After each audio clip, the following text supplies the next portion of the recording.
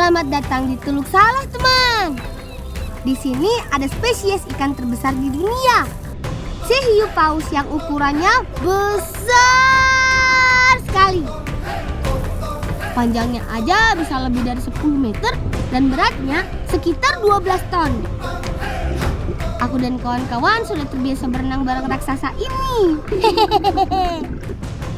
Soalnya lokasinya memang tidak jauh dari desaku. Di desa Aipaya, Kecamatan Tarano, Kabupaten Sumbawa, Nusa Tenggara Barat.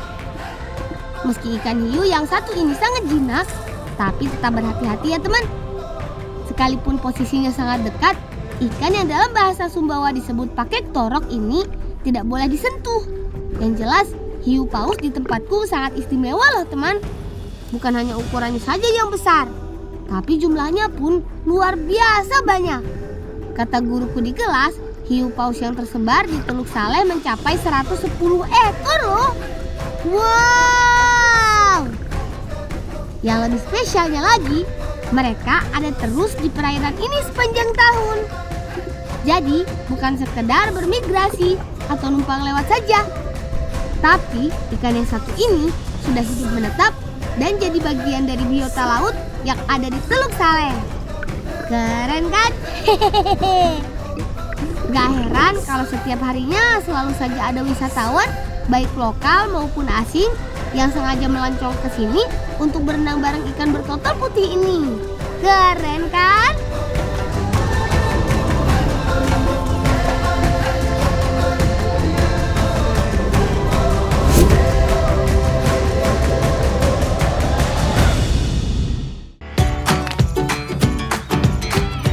Bermain bareng hiu pausnya terpaksa kami sudahi dulu teman. Soalnya aku hampir saja kelupaan harus membantu paman mengambil telur ikan terbang. Lokasinya masih di sekitar perairan Teluk Saleh, Nusa Tenggara Barat. Tak jauh dari tempat hiu paus tadi. Di pertengahan tahun seperti ini, biasanya memang sedang musim ikan terbang. Mereka akan bertelur di rumpon-rumpon yang sengaja paman taruh di permukaan air. Rumpon ini berupa daun kelapa kering yang ditumpuk jadi satu. Tapi mana rumponnya ya? Nah itu dia. Ayo angkat kawan-kawan.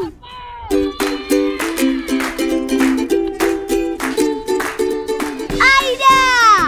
Banyak sekali telur ikan terbangnya yang menempel. Seperti inilah bentuk dari telur ikan terbang. Bentuknya bulat kecil, berwarna kuning, dan melekat satu sama lain. Ini baru dari satu rumpon. Sementara hari ini ada beberapa rumpon yang mau diambil. Hari ini sepertinya kami bakalan panen telur ikan terbang teman. Rumpon-rumpon ini letaknya sengaja ditaruh berdekatan. Dari rumpon yang lain pun telur ikan terbangnya tidak kalah banyak. Syukur alhamdulillah, prediksiku terbukti benar. Talangi, ada mau tutan-utan talangi.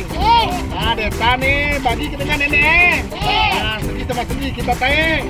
Nah, desa hasil tuan-utan. Nah, tangga tawa kau desa lah. Oh iya paman, lupa kan gitu nih, penuh jangan ke momang pang kana tuh nih. Ini. Anak-anak tuh nih. Wah, ina bahasa mamuli mau dunung nenek pada paman nenek dia. Yeay. Aida teman, ketika perjalanan ke sini, aku melihat banyak sekali ikan mati mengambang. Aku curiga ikan-ikan ini mati secara tidak wajar. Ya sudah kalau begitu, aku dan kawan-kawan mau kembali dulu ke darat. Sekalian bertemu paman untuk melaporkan temuanku ini.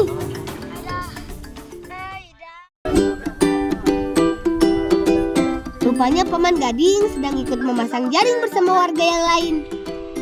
Wah, jaringnya panjang sekali ya teman.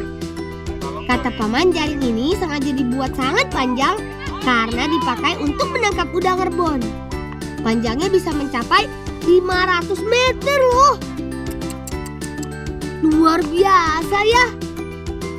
Supaya kuat, jaringnya diikatkan kepada batang kayu. Nah, itu dia udang rebonnya. Banyak sekali kan? Selain ikan terbang, saat ini di desaku juga sedang musim udang yang berukuran kecil ini. Mereka biasanya tinggal di perairan sekitar hutan bakau.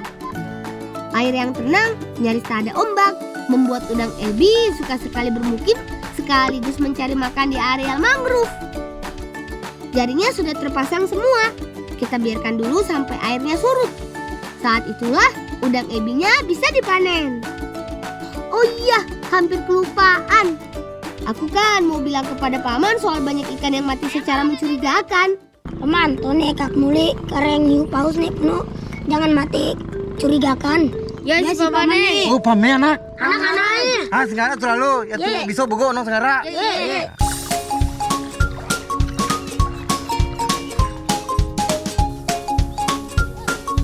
Semoga saja kecurigaan kami salah.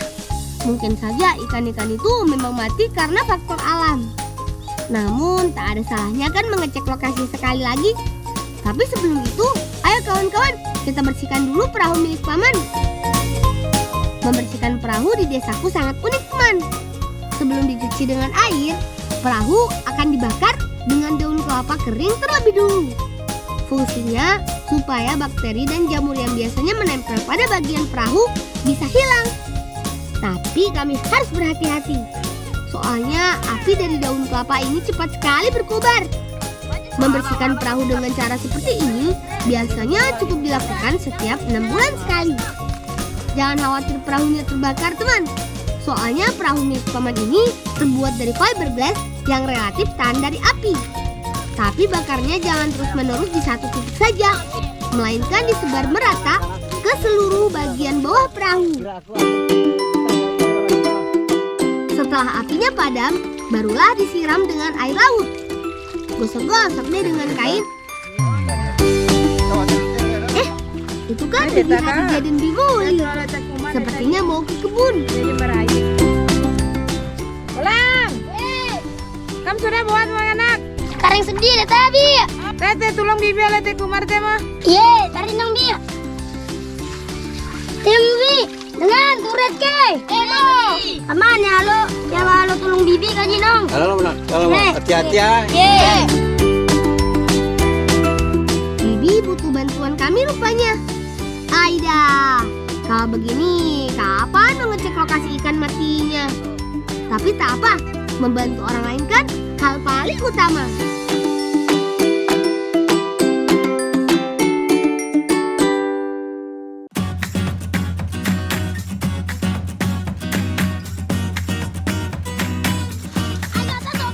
Tanaman yang mau kami petik ini namanya kumar, teman. Seperti inilah bentuknya. Mirip seperti daun pakis. Wajar saja, soalnya kumar dan pakis memang masih satu keluarga. Sayur kumar hanya ada di bumi Sabalong sama Lewa, julukan dari Pulau Sumbawa. Bagian yang diambil adalah pucuknya. Kata Bibi, kalau sudah diolah jadi sayur, rasanya enak sekali loh, teman. Apalagi pucuknya yang masih muda. Bah! Cirinya daunnya berwarna hijau. Sedangkan kalau sudah tua, daunnya berwarna coklat. Ah, tadi. Ndenan ke. Oh, yang nintan monda buan table. Uniknya untuk wadahnya, kami menggunakan pelepah pisang. Fungsinya supaya kumar tetap segar. Kumar tumbuh subur di desaku karena lokasinya berada di pesisir pantai. Kumar juga banyak ditemukan di daerah rawa. Makanya disebut juga pakis rawa. Bolang. Renjang kamu di tanah ke. Sermen mau tas rea. Kami Ya mana? Karawi mana teh? Kamu dapat. Sermen mau rea. Kan pernah ada tadi. Ya mau jangka mana ke? Di bang kita udah taki. Awan nak ke balang mau nak ke teh mah. Ya makasih Bi. Wah, terima kasih. Padahal niatku hanya ingin membantu. Tapi kalau dikasih rezeki, masa kami tolak?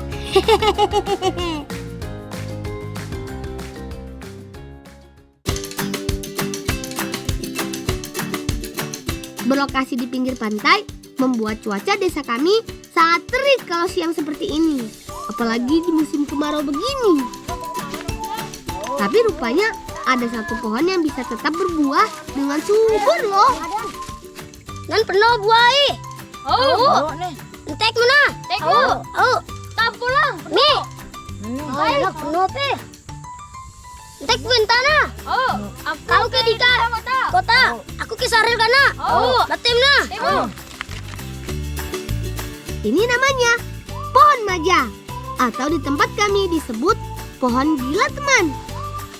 Meski tumbuh di tanah gersang dan bahkan seluruh daunnya sudah meranggas alias berguguran, tapi buahnya justru banyak sekali. Pohonnya begitu mudah dipanjat. Aku dan Diva langsung menuju pucuknya. Hap, hap, hap. Ciri khas buah bila adalah kulitnya yang sangat keras.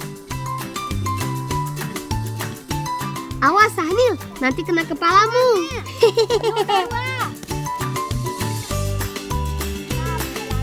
Buah yang sudah matang akan jatuh dengan sendirinya jika digoyang-goyang seperti ini. Sepertinya buah bilanya sudah banyak. Ayo kita cicipi rasanya. Untuk membukanya bisa dengan parang atau diadu dengan sesama buah bila alias maja hingga terbelah. Selain manis, rasanya juga lembut, lumer di mulut. Enak sekali teman. Tidak hanya dimakan langsung, buah yang satu ini juga enak loh kalau dibakar. Oh iya, aku baru ingat, aku kan punya telur ikan terbang pemberian paman. Kalau telurnya diolah jadi masakan, ditambah dengan buah bila bakar, sepertinya enak kali ya. Kebetulan sekali, ini sudah waktunya jam makan siang.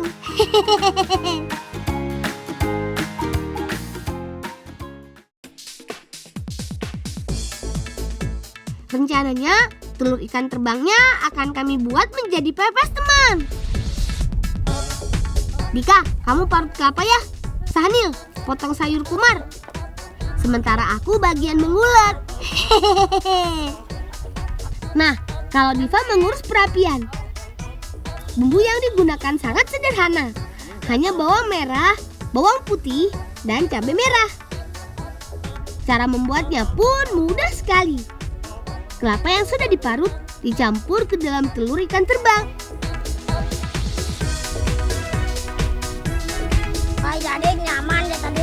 Lalu tambahkan bumbu dan sayur kumar, kemudian bungkus menggunakan daun pisang. Tinggal diulangi deh sampai pepesnya terkumpul cukup banyak. Setelah itu, pepes dibakar bersama dengan buah bila.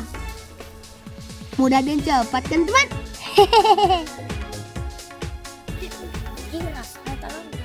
Pulang, ada nyaman benar Dita, ada nyaman lalu Dita ada. Oh, nyaman Dita. Bakarnya jangan lama-lama. Kalau daun pisang dan buah bilanya mulai menghitam, sudah waktunya diangkat. Tapi angkatnya hati-hati ya kawan.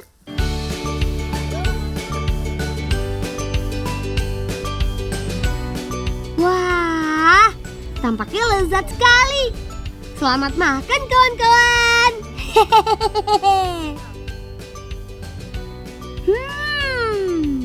Rasa telur ikan terbangnya gurih sekali. Ada sensasi renyah setiap kali mengunyah. Ditambah rasa pedas dari irisan cabai menambah lengkap cita rasanya. Enak sekali. Coba kalau ada nasi, makin lezatlah sajian ini. Makin kenyang juga.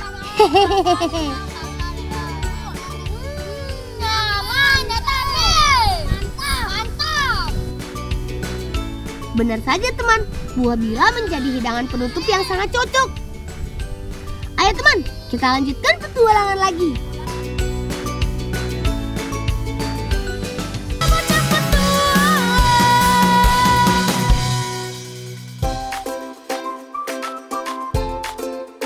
Udang rebon yang tadi dijaring sepertinya lumayan banyak teman.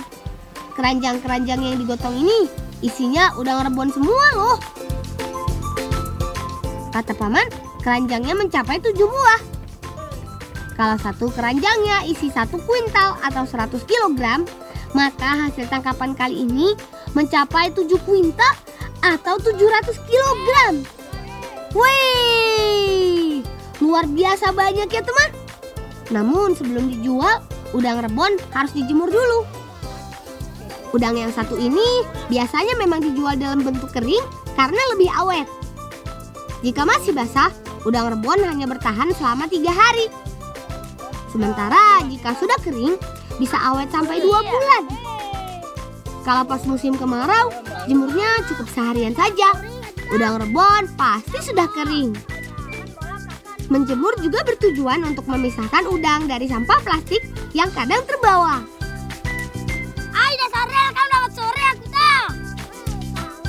Di desaku, udang rebon diolah menjadi terasi. Kebetulan, bibiku adalah salah satu pembuatnya. Siapa tahu saat ini bibi sedang membuat terasi di rumah.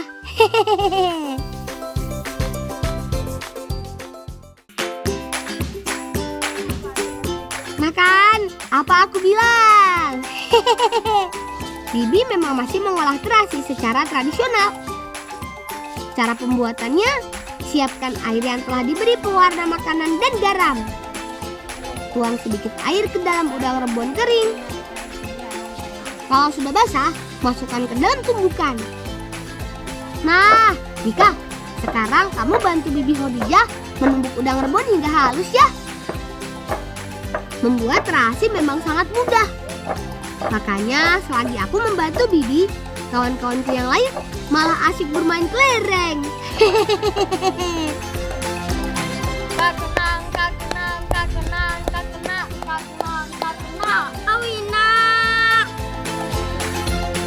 Nah, udangnya sudah menggumpal. Sudah jadi deh terasinya. Tinggal dibentuk bulat-bulat seperti ini.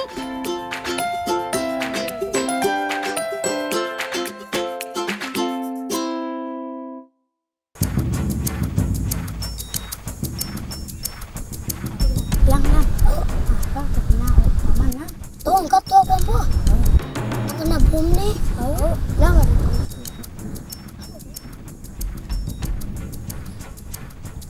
Setan paman nggak ada mah. Banting nah. Dari gerak-geriknya orang ini memang mencurigakan sekali. Jangan-jangan dia sedang meracik racun. Dan orang inilah yang menjadi penyebab ikan-ikan mati belakangan ini.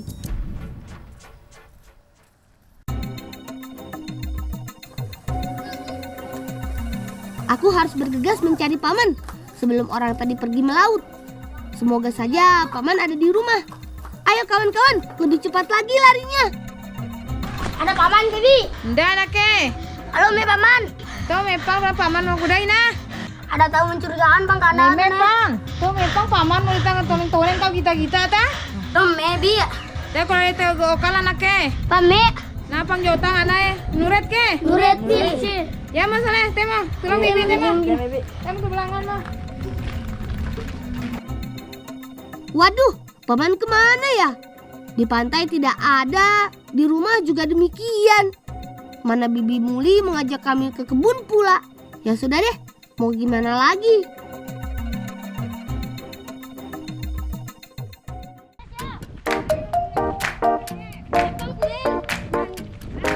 Siapa tahu ada paman di kebun. Kebun yang akan kami datangi ini memang lokasinya cukup jauh dari rumah. Bibi bilang tujuan ke kebun ini adalah mengambil buah okal. Seperti halnya tanaman kumar, buah okal memang hanya bisa ditemukan di Sumbawa saja teman. Tinggi pohonnya sendiri bisa mencapai 30 meter loh. Untungnya pohon yang akan kupanjat ini tak lebih dari 10 meter. Sahnil, Diva, Dika, aku pinjam bahunya sebentar ya untuk berpijak. Meski pohon ini lebih pendek, tapi tetap saja berkali-kali aku sempat gagal memanjatnya. Buah okal biasa dimanfaatkan warga di kampung kami sebagai penyedap rasa alami. Nah, seperti inilah bentuk dari buah okal. Kalau sudah matang, buahnya akan terbuka sedikit begini. Sekilas mirip seperti buah kluwek, tapi buah okal memiliki biji yang lebih banyak. Dalam satu buah bijinya mencapai belasan. Biji hitamnya inilah yang dimanfaatkan jadi penyedap rasa alami. Makanya setiap seminggu atau 2 minggu sekali, Bibi rutin mengambil buah okel ke sini. Kulit buahnya sangat keras, cenderung seperti tempurung. Pulang. Turen mau nake jangkamu. Rawi mana nak? Hati-hati anaknya. Jangan nemo. Ayo kawan, bantu aku lagi. Sepertinya buah okal yang aku ambil cukup untuk persediaan Bibi selama 1 bulan ke depan.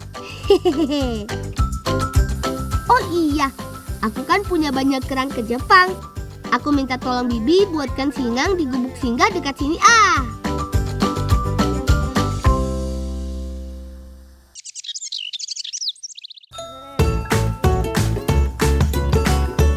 Nah, ini dia gubuk yang aku maksud. Singang sendiri merupakan masakan tradisional bumi Sabalong sama Lewa. Ciri khas sajian ini adalah kuah kuning dengan bahan utama biasanya menggunakan ikan. Tapi kali ini aku tambahkan kerang ke Jepang. Biar cepat, kami berbagi tugas. Bibi Hadijah mengiris-iris bawang merah, tomat, dan terong hijau.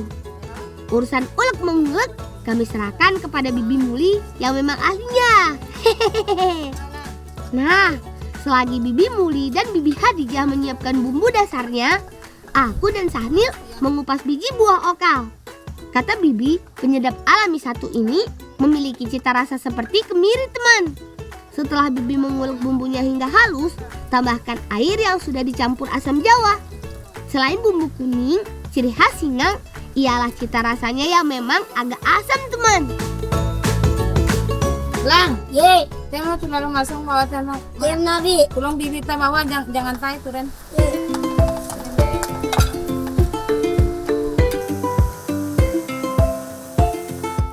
Lalu oseng bawang merah dengan sedikit air. Kemudian tuang bumbu yang sudah dihaluskan ke dalam wajan. Aromanya semerbak sekali, teman. Begitu harum.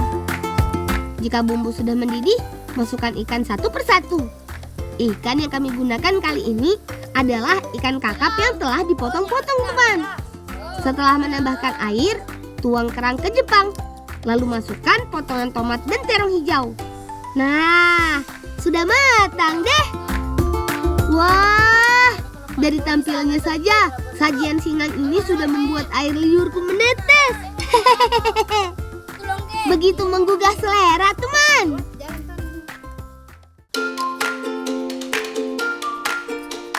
Aida, benar saja, teman. Dari suapan pertamanya, singang ini luar biasa nikmat. Betul-betul bikin ketagihan.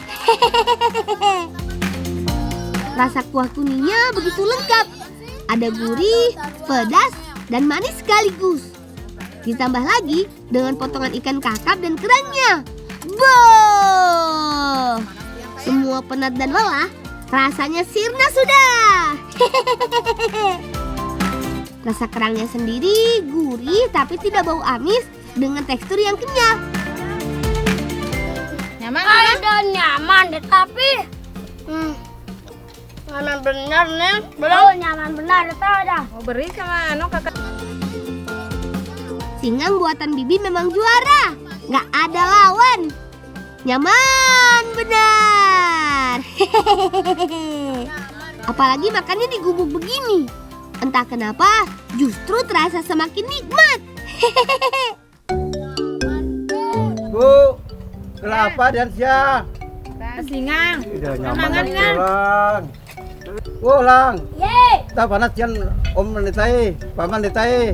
hindi nung paman. Kalau kina, Kakak lupa yak setuan siya. apa kina? Ada tahu mencurigakan bang pantai itu nih. Kita mau pangan aku, ada tapi sayang pe, panas lalu siang kita. Ada buru-buru ya paman. Ada. Apa Mau ke kuanti kau rumah. Aduh, Paman, maaf sekali. Makannya nanti saja ya setelah ini. Sekarang kita harus bergegas ke pantai untuk melihat orang yang mencurigakan itu.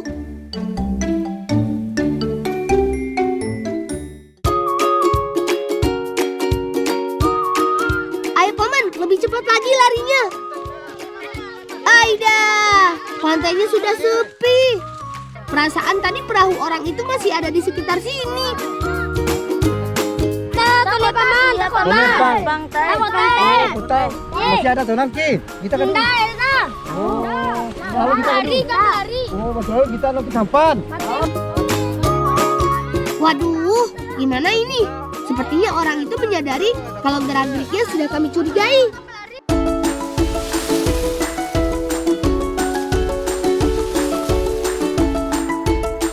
Tak ada pilihan lain. Aku harus menyusul orang itu ke laut. Pasti perahunya belum terlalu jauh. Kami perlu memastikan apakah benar dia orang yang membuat racun ikan atau bukan. Ya, paman, penuh jangan tak paman nah. Udah ya silangnya ku kita ya penuh jangan nanti apa penyebab kita nanti bau mati sudah jangan tai penuh lalu kita tai. Tanpa diduga, di jalur yang kami lewati banyak ikan mati bergelimpangan. Sama persis seperti yang aku lihat sepulang dari lokasi hiu paus. Aku jadi semakin yakin orang itulah penyebabnya.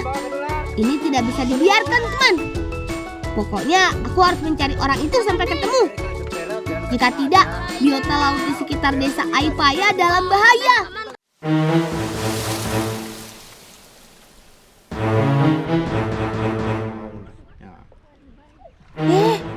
Sepertinya ini orangnya. Iya benar, ini dia orangnya. Rupanya masih saja meracik racun ikan. Aida! Ayo paman, lebih cepat lagi dayungnya. Biar aku tangkap si perusak lingkungan yang satu ini.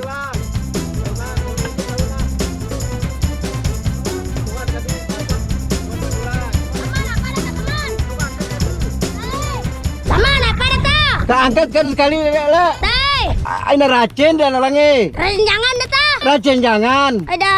Pak, Dian meracin sia nanti sia nih jaga lautan nanti nah sampai nalu kelestarian. Memang ada hiu paus apa lingkungan perlu tapi anak cucu yang kita perlu. Maaf Pak ya Pak, saya minta maaf Pak, saya tidak akan ulangi lagi pekerjaan saya ini Pak. Samin mentah nih paman, kita mau paman hiu paus kita. Ya mulang, ayo mulang. Tadinya aku mau bawa paman pembuat racun ini ke kantor polisi supaya jerah. Tapi tampaknya dia telah menyadari kesalahannya dan berjanji tidak akan mengulanginya lagi. Baiklah, aku pegang janjinya ya paman.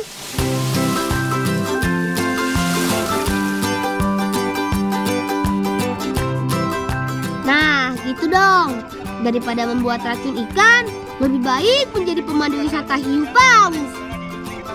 Selain tidak merusak lingkungan, hasilnya kan justru jauh lebih menjanjikan. Setiap hari pasti ada saja turis yang ingin melihat hiu paus.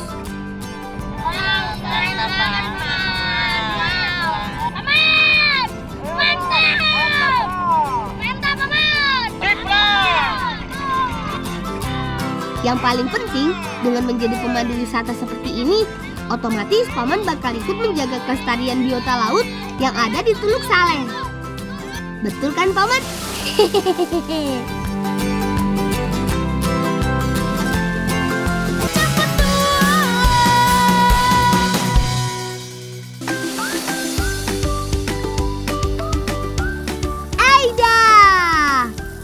Seperti biasa, di lokasi hiu paus sudah banyak wisatawan teman. Paman pun kini sudah bisa membawa tamu dari mancanegara. Kata paman sih, tamunya ini berasal dari negara Spanyol. Wah, keren. Aku tak mau ketinggalan. Mumpung ada bule, aku dan kawan-kawan mengajak orang Spanyol ini berenang bareng hiu paus. Bukan hanya berenang saja, pengunjung juga bisa memberi makan hiu paus secara langsung dari bagan ini teman. Ini dia makanan kesukaan si raksasa ini, udang rebon. Hiu paus memang makhluk yang luar biasa ya teman. Makan udang rebon saja, badannya bisa lebih dari 10 meter. Yang jelas, keberadaan hiu paus ini hanya ada bila kita semua bahu-membahu menjaga kelestarian alam di perairan Teluk Saleh. Teman, sekian dulu ya cerita dari kami, anak-anak desa Aipaya, Kabupaten Sumbawa, Nusa Tenggara Barat. Salam cinta anak Indonesia, salam bocah petualang. Dadah!